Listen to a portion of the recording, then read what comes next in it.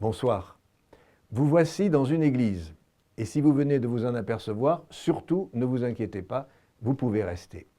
Les murs qui vous entourent sont chargés d'histoire. La vôtre peut-être et sans doute celle de votre famille ou de vos aïeux. Que de sourires et de joie sont gravés dans ces pierres. Voici un nouveau-né qui rejoint la grande famille des chrétiens.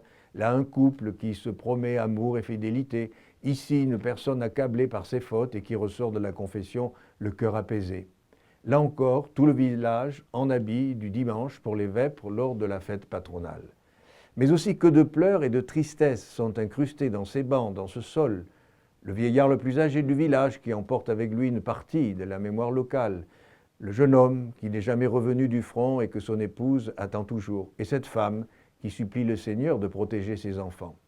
Chacun a une raison de venir dans cette église. Et l'humoriste américain Arthur Buchwald demandait « Savez-vous pourquoi il y a tant d'églises à Paris ?» C'est pour permettre aux piétons d'entrer faire une prière avant de traverser la rue. Des personnes non-croyantes m'écrivent pour me dire être entré dans une église pour profiter de cette discrétion, de ce calme, de cette chaleur qui se dégage des murs pourtant froids et de ce soleil qui traverse les vitraux, donnant des robes multicolores à ce lieu. Dans quel autre lieu pouvons-nous entrer librement, gratuitement, sans qu'on nous questionne, nous dévisage? Dans quel autre lieu pouvons-nous entrer avec de nombreuses raisons ou, au contraire, sans aucune raison?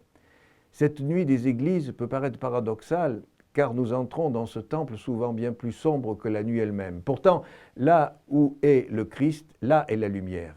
Fiat lux, a dit Dieu pour mettre la lumière dans ce monde. Fiat lux, nous dit tous les jours le Christ pour mettre la lumière dans nos cœurs et dans nos âmes.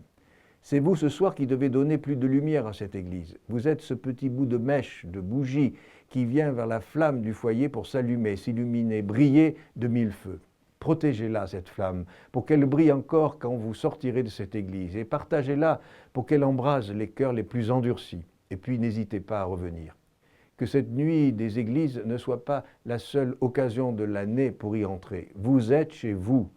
Que ce concert qui va suivre ne soit pas le seul prétexte pour votre visite.